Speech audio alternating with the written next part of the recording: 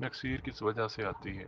بیماری ناک پر اچانک چوٹ لگنے اور دماغ پر چوٹ لگنے سے، خون کے وزن میں اضافہ ہونے پر اور پرانا زکام بگڑ جانے پر، جسم میں خون کی کمی ہو جانے پر، شدید بخار کی وجہ سے نکسیر پھوٹ جاتی ہے۔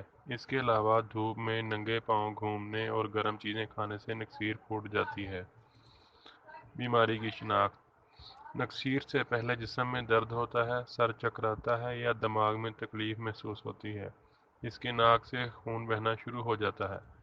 گھریلو علاج: نکسیر پھوٹنے پر سب سے پہلے مریض کو سیدھا بٹھا کر اس کی گردن پیچھے کی طرف لٹکا دیں اور گیلے کپڑے سے خون صاف کریں۔ اس کے بعد پیشانی پر ٹھنڈے پانی کی پٹی رکھیں۔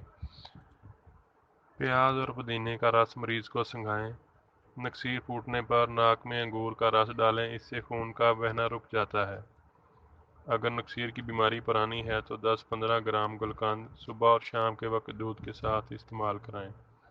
رات کو 10 گرام کشمش کو پانی میں بھگو دیں، صبح اس کو پانی میں مل کر استعمال کریں۔ گھیا شریف کو ابال کر استعمال کرنے سے بھی کافی زیادہ آرام ملتا ہے۔ لیموں کی سکنجبین میں چینی کی جگہ شہد ملا کر پینا چاہیے۔